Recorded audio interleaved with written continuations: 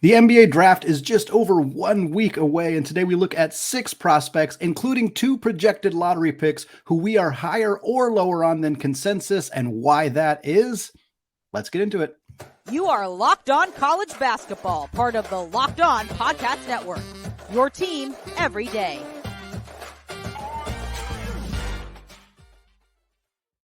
Hey there, welcome into the Locked On College Basketball Podcast, the only daily national college hoop show out there, part of the Locked On Podcast Network, your team every day. I'm your host, Andy Patton, and today's episode of Locked On College Basketball is brought to you by Bird Dogs. Go to birddogs.com/LockedOnCollege, and when you enter the promo code LockedOnCollege, they will throw in a free custom Bird Dogs Yeti-style tumbler with every single order. Well, it is very, very close to the 2023 NBA draft, and I am joined by the great Leif Tulin of the Locked On NBA Big Board, also guest host of the Locked On Jazz podcast. And Leif, my friend, it is nearly here for the NBA draft, and we have a very fun show planned today. We're going to look at a pair of projected first-round picks, actually projected lottery picks in the first segment here, discuss one guy that we're higher on, one guy that we're a little bit lower on. We're going to do the same thing in the second segment with players who are currently projected to be second-round picks, one guy that we like, one guy we're not so sure about. And then we're going to close out the show talking about a pair of players projected to be undrafted who we like a little bit more than consensus. Should be a very fun show, but we are going to start on the negative side, a little bit more pessimistic. These 2 players that we're talking about in the first segment are 2 players that we have discussed in draft profiles previously on the Locked On College Basketball Podcast. So for you everyday listeners, you may have heard us talk about these 2 guys. If you missed it, you can check back in our feed. We actually have a playlist on YouTube of all of our NBA draft profiles. So that's a great thing to check out if you want to get caught up on all those players. But Leif, let's start talking about Gradey Dick, a player that I know there's a lot of optimism around for a lot of reasons, most notably that tremendous outside shooting that he showed at Kansas. But I know that you have a few more concerns about him than many others, and I'd love to kind of hear a little bit about why that is and maybe where he might fall on your board compared to others. Yeah, I think the largest point that I have that is something I can't get over to have the same optimism that people share having him in the lottery is that in the NBA, it's very rare that a player that is strong on one side and kind of a deficient player on the opposite is really playable in the playoffs. Yeah. And the way I build my board is very much at the very top. I want franchise-altering talents. And sure, you might miss, but you want to have guys with the capacity to alter your franchise in a positive direction. So there's a set number of those each draft class, and I won't really get into that. Then my guys below that are typically guys I think could be all-stars in terms of potential. They've got scoring chops. They've got maybe defensive chops that are rare enough that I value them equally with what the scoring is. But typically those type of players are very good at both sides of the basketball. And then you get into like the kind of the weeds a little bit more, and you're looking for a little bit of upside. And to me, Gradey Dick's upside is he plays in a league where there's space and pace. That's what's prioritized. He shoots it well, but he's deficient defensively. I think people overrate his athleticism defensively because they say, oh, he has a 34-inch vertical. Oh, he's about 6'8". Well, he measured in at 6'6" at the combine. So I know they play in shoes, but I'm just saying height-wise is height-wise. And so the comparison I've given for Gradey Dick is I think he's a little bit like what he should aspire to be is Kevin Huerter. And I said this before the year, and then the playoffs happened, and the Kings were the 3 seed and had aspirations of making a deep playoff run. And where was Kevin Huerter? Not on the court. And so if someone that I think is a ceiling or close to a ceiling for a prospect that's regarded in the lottery isn't playable in the playoffs, then why would I take a guy that's a supplementary player that I think ceiling would be lesser than someone who wasn't playable for a team that got eliminated in the first round of the playoffs? And I think you look at Miami too, and they have and most of the guys that they had that kind of filled a similar role were undrafted, which I think actually kind of helps your point a little bit, as well as having guys who are great shooters, but maybe aren't giving you a ton on the other end of the floor. And yeah, those guys do end up being fairly unplayable at times. And I'm curious for somebody like Gradey Dick, like, obviously you're not saying, well, he's completely undraftable. Clearly that's not the mentality here. You're just saying not the lottery. Is there kind of a vague range in which you'd say, yeah, the upside, at least as an offensive player, as a shooter, as a guy who can create space, like Where kind of in that draft process do you say, yeah, this is worth it for me to grab a guy like this? So my board, I have him ranked number 20. Okay. And so to me, that's just a spot where he's got a defined skill, whereas players picked around there don't necessarily have a defined skills. They may have more upside, but their skills aren't as refined or defined. The absolute highest pick, I'd be like, okay, that's a fine pick for Gradey Dick, number 11 to the Orlando Magic, just because they're in desperate need of a shooter. He is taller than other shooters, and he's someone who I think will be available. So that's a landing spot I'm okay with. But in terms of where I would project him, I think I'd be closer to like the 17 through 22 range. Gotcha. I have him at 20 right now on my last updated big board.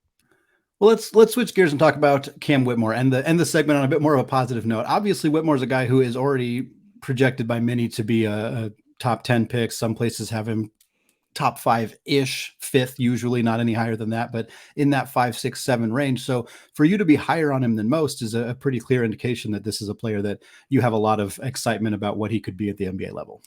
Yeah, and I think this is where the delineation of kind of why teams draft where they do and what they should look for is really important. Cam Whitmore likely goes to a team that has foundational pieces. Like the Detroit Pistons are a commonly referred to landing spot. There's rumblings that the Rockets really like Cam Whitmore, and you'd say like Jalen Green's probably the foundational piece. Alperen Şengün's pretty close to that. You've got Jabari Smith already there, who isn't being regarded as that, but that's what he was regarded as coming into the draft last year. Sure. And so I would say that Cam Whitmore straddles the line between someone who is a franchise-altering talent and someone that's like an all-star talent. And so the reason he's that is he is a freshman who shoots it in terms of like efficiency and everything. Synergy would have a hard time differentiating the raw numbers between Cam Whitmore and Gradey Dick as shooters. And then one of them is 6'6", 235 pounds, like a Mack truck with a 41-inch vertical, who played part of the season with a hurt thumb that hurt his counting stats, and that's Cam Whitmore. So actually, if you're going on like how much higher I am, it's not by a lot of spots, just because there's not many spots to go forward. But I have him 4 right now on my latest big board. Someone that I really think is going to have a profound impact in the NBA as a scorer, as someone who presents a lot of upside defensively as well. And maybe he's not an all NBA, an all-time franchise-changing player, but he's someone that I think could easily get you a few all-star appearances and be a two-way wing. Like, I compare him a little bit to a better version of Miles Bridges, and maybe his ceiling could be Jaylen Brown. I think he plays somewhere in between those two guys' styles of basketball, and he's got the body to like cultivate his game to whatever setting he's in and make himself better. And he's got the frame that you just can't teach and touch that you can't teach with that frame. The one kind of knock I've seen on Whitmore when kind of perusing a lot of NBA draft stuff, and the eye test kind of confirms this as well, is he's not much of a passer. And you're not asking your 6'7", good shooting two-way wing to necessarily be a facilitator, but there are some concerns about his ability to pass the ball and kind of be any kind of facilitator. Is that something that worries you all that much, or do you kind of think, hey, that's not really a skill that matters all that much in the context of what his role will be at the next level? I mean, it's something you'd like him to get better at, but I think there's so much there that if you can mold someone to become a more willing passer, it's not like you're saying like, oh, he's just the worst passer ever. Every throw is inaccurate. It's just that he doesn't necessarily naturally pass. You're right. And so now you play with better talent. You play in a team that maybe is more egalitarian or less egalitarian than Villanova was, but more talented all around. And so you're more willing to pass to those players. Then I think that really helps him. And if that's your biggest knock on someone that's paid to be a slasher and likely is going to play with someone who's going to have a point guard, like the Pistons and the Rockets, for instance, have that, then I really don't think that should be your qualm. Like it could be a minor little nitpicking thing, but that shouldn't deter anyone from picking him. Whereas defensively, like for instance, if Gradey Dick, you were trying to pick him in the top 10, I'm not saying you're taking top 5 here, but if you're making an argument for the top 10, the deficiency that he has defensively is significantly more worrisome than Cam Whitmore's lack of passing. Should he pass 0 times in a basketball game, I'd still be more worried about the defensive deficiencies that Gradey Dick would have in a top 10 pick than I would be Cam Whitmore in a top 10 pick or even a top 5 pick. Well, those are the two lottery picks. We're going to, of course, discuss more draft stuff for the next week or so as we get into looking ahead to June 22nd and the draft showing up. But for now, we're going to move on and talk about a pair of projected second-round picks, one who we think probably should go in the first round, or at least Leaf wants them in the first round, another guy who we're not as high on as many other people are. We're going to discuss both those players coming up after a word from today's sponsor, Bird Dogs. I don't know how else to say this, so I'm just going to keep it simple. Bird Dogs short and pants, they make you look good. The Bird Dogs stretch khaki shorts are designed to fit slimmer through the thigh and leg, and they give you a truly sculpted look. In fact, Bird Dog shorts do the exact same thing as Lululemon, but they fit way better. They also fit better than regular shorts made of stiff, restricting cotton. How? Bird Dogs fixed it by inventing cloud knit fabric that looks just like khaki but stretches so you get a slimmer fit without sacrificing movement. It also uses anti-stink sweat wicking fabric that keeps you cool and dry all day long. So go to birddogs.com/lockedoncollege and enter the promo code LockedOnCollege for a free Yeti-style tumbler with your order. That's birddogs.com/lockedoncollege for a free Yeti-style tumbler. You won't want to take your Bird Dogs off, we promise. All right, folks, want to thank all of you for making Locked On College Basketball your first listen or your first watch of the day. Shout out to those everyday listeners checking us out on YouTube, as well as those of you who are checking us out where we are free and available on all podcast platforms. Once again, we're going to have a lot more coverage about the NBA draft, about your favorite draft prospects, where they might go, so on and so forth. We got about 8 days as we're recording this right now until the NBA draft. So very exciting as we're getting closer to that. We're, of course, going to continue to keep you updated on transfer portal movement and various other things happening in college basketball as we get further and further away from last season. Right now, though, I want to focus on two projected second round picks. And of course, we're just kind of going based off of the general consensus right now. But two picks, one guy that we're higher on, one guy that we're a little bit lower on. And last time we started with the negative. This time we'll start with the positive. We want to talk about Kobe Brown here, 6'7" forward out of Missouri. Older prospect, which I know Leafs is a bit of a theme for the players that you're a little bit higher on, tend to be a little bit older. Brown, a guy who averaged about 16 points, 6.5 boards last year for the Tigers. I would love to hear your thoughts on why you think he's maybe more of a first-round talent than people are giving him credit for. Well, I think that once there's a level in the draft where you're just looking for production, someone that can contribute, you don't look for, oh, this guy maybe doesn't have as high of a ceiling considering the fact that he's 22 as opposed to 19. And so Kobe Brown just hits that level of production. It's a threshold that I think there's been a few players that have carved a pathway for him, like Grant Williams, David Roddy are guys that come to name. Some are bigger bodied guys who can space the floor and just have a level of production in college that's just hard to ignore. And so in the case of Kobe Brown, his shooting numbers are off the chart. Let me pull these up. I had them up and I don't know why they disappeared. He shot 45.5% from three last year. That I can tell you with confidence. And I did notice that his 3-point shooting wasn't that good prior to that, but 45.5% and even just one full season of college basketball. He also shot 60% on 2-pointers. So just an incredibly efficient scorer all season long last year for Missouri. Yeah, and he did that with high volume. He did that shooting over 10 shots a game, scored 16 points a game, 6.5 rebounds, 79% from the free throw line, and was not their best defender because that was DeMoy Hodge, but they're probably their second best defender. And so for those who watch college basketball, that was a good team. And that guy played wing defense on the likes of Brandon Miller. You saw him play against all these high-level players and hold his own, or more than hold his own. And now you say, okay, I'm in the tail end of the first round, and I'd be the early second, and this guy who shoots 45% from three is older, has maturity, understands how to play the basketball game that we want to play, the style we want to play. And I just think it's a no-brainer. I personally think he's worthy of a first-round pick. I think many teams may be scared off due to age and take him in the second. I actually met his agent while I was at the NBA Combine, and his agent also represents Chris Murray. And I asked them the honest question. I said, what's the difference between Kobe Brown and Chris Murray? Because I know Chris Murray is like a tiny bit taller. I think Kobe Brown's a better shooter. He said, I think they're both locks to go in the top 20 if you're just taking him off like what they should be taking it. Too many Yeah. teams get tied into potential or arrangements with agencies. Sure. But if you look at production and what they bring to the modern NBA, both of those guys are really good, like high value players. So on my latest mock, I have, my latest big board, I don't do mocks. I was reading mocks. I've got Kobe Brown in my first round, but I think he'll be a second rounder. For me too, like when you talk about the age thing, like if you're picking between 21 and 30, typically you're a playoff team. Not always, of course, there's trades, there's various things that change. But if you're a playoff team or a team with playoff aspirations, like immediate playoff aspirations, obviously if there's a 19-year-old who's going to contribute right away, you take them, but there's not a lot of 19-year-olds who are going to contribute right away available in the 20s. So like, why wouldn't you want a guy who your rookie contract's going to span 22 to 26? Whereas if you're a contending team and you take a 19-year-old, by the time they're 23, you have to decide whether you want to pay them. Like, to me, it feels like, and you see teams do this. I know the Pacers weren't a contending team, but the Andrew Nembhard pick looks phenomenal for them in retrospect because he contributed right away. And you think about teams in that range.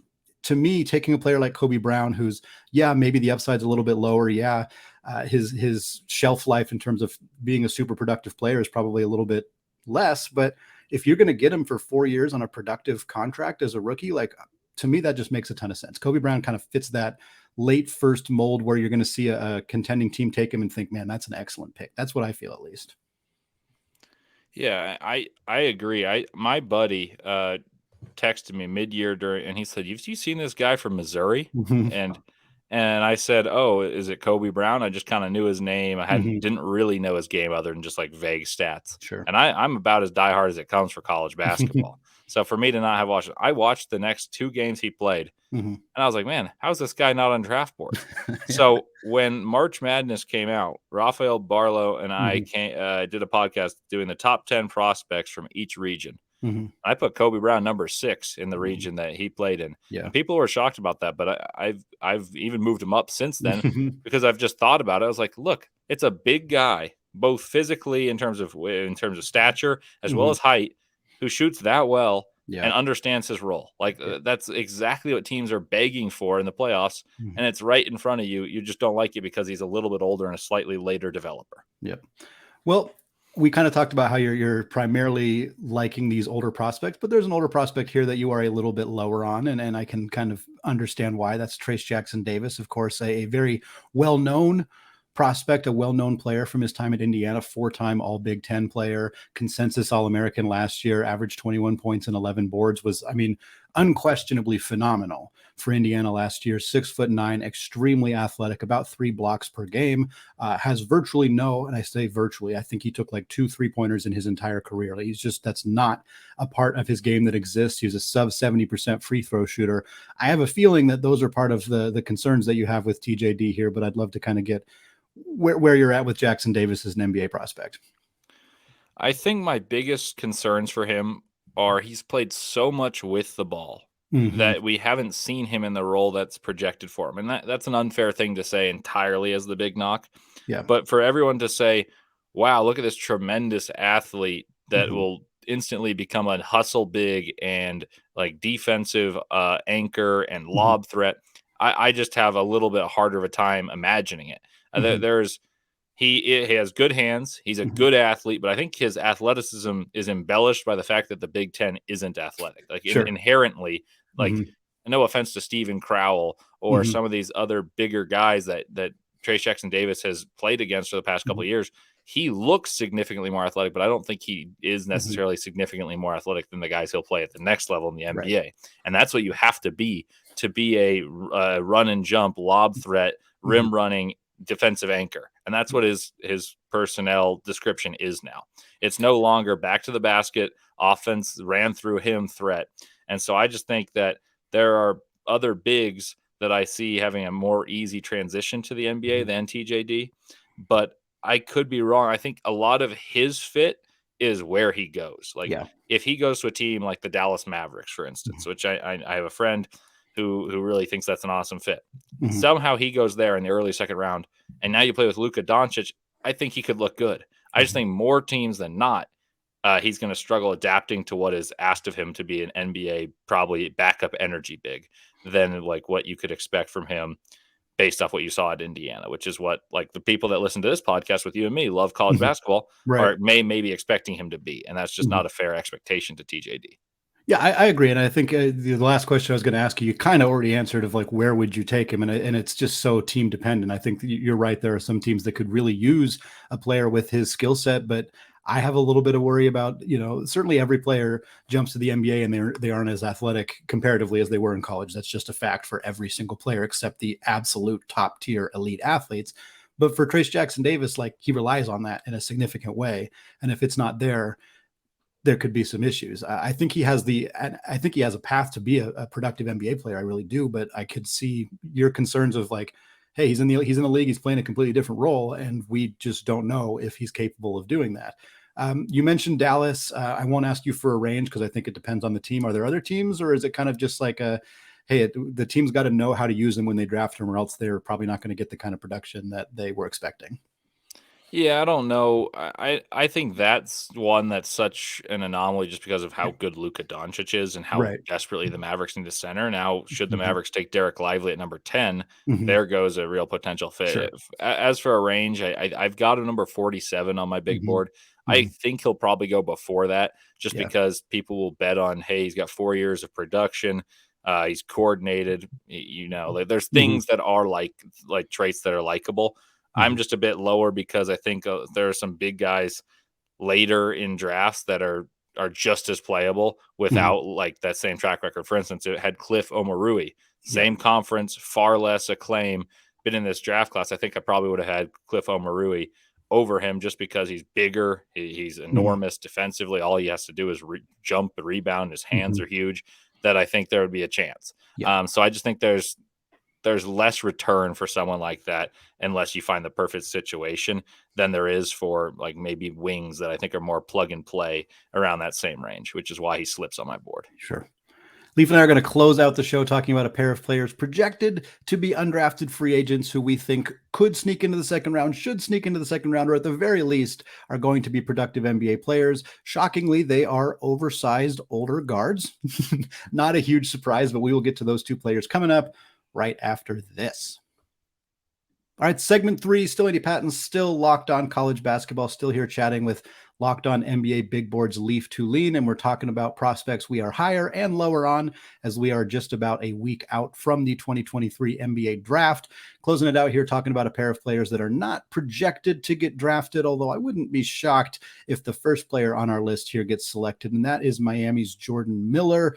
Miller, 6'6" guard, double-digit scorer in all 5 seasons that he played college basketball, 3 of them at George Mason, the last 2 with the Canes at Miami. 15 points per game last year, about 6 boards, 2.5 assists. Very productive score, 35% from deep, just over 60% on 2-pointers. Again, an older prospect as a guy who spent 5 years in college. Love to hear your thoughts on what kind of role you think Miller might have in the NBA and where you think he might fit. He's someone that I think just is too good at too many things to not find an avenue to having a chance to play in the NBA. And then once he's there, I think he's someone that projects as a positive defender, someone that he's not a great shooter, but someone that can figure out how to shoot and just has the intangibles that lead to winning. Like I said numerous times this year that I thought Jordan Miller was the best player on the best team in the ACC. I know Isaiah Wong won ACC Player of the Year, and I know Isaiah Wong got more acclaim nationally, but I thought Jordan Miller was the better prospect in terms of the draft and the better collegiate player. So he's just someone that I've been high on for a while as a guy who can just do a lot of things at a level in college that make you stand out, even if you don't have traits that necessarily make you stand out. Like he's 6'6", and that might be generous, and he's not super strong. He's got long arms, and his game is built on guile. It's a weird archetype, but it's someone that I'd just be comfortable betting on overachieving. And that's what you're looking for when you're this late in the draft. Yeah. So you would be willing to take a second round pick in the last 10 spots, or is it kind of like, where would you have him where you're feeling comfortable? Like, yeah, this is the guy I'm willing to gamble on here. Yeah. I've got him number 56 right now. Okay.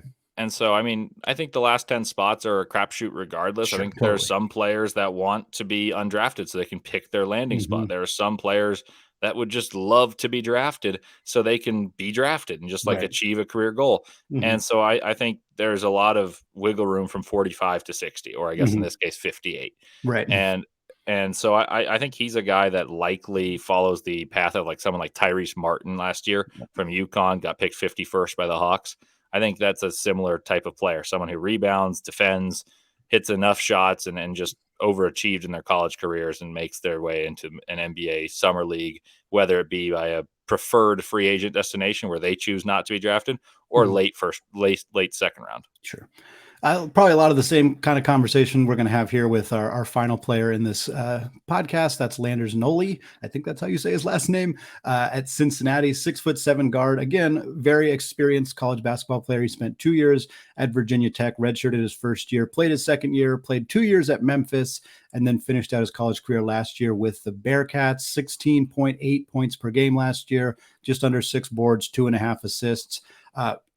I mean, the skill set here is obvious. He's a really, really, really good three-point shooter. 41.7% last year. That was on over 6 attempts per game. This dude is a light it up, knockdown shooter. Of course, age is going to be a factor for him in terms of his draft stock, but is the shooting really the big appeal here with Landers?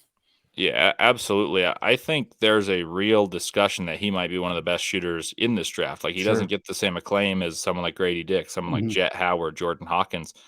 But if you just had them shoot in an empty gym, there's a Mhm. very real discussion Mhm. that he could be the best shooter in that gym. Yep. And so at this point, I'm picking on a trait. You don't have to Sure. necessarily be great overall, but Mhm. if you can shoot like that, you can shoot. Yeah. And I believe when he did the combine, he didn't get invited to the combine, which was a shocker to me. But I'm Yeah. pretty sure or maybe he was invited and didn't play, but he did one of the drills. And he had the highest score in the shooting drills of anyone in Yeah. 2 of the 3 shooting drills. So that's just to put him on a parallel with everyone else that's vying to be drafted in these late round spots. He's superior to most of these guys. Mhm. And then another thing is, I think what hurts him in terms of being a prospect is the fact that he transferred so many times Yeah. and didn't have like a year where you're like, oh my goodness, wow, Mhm. how good is he?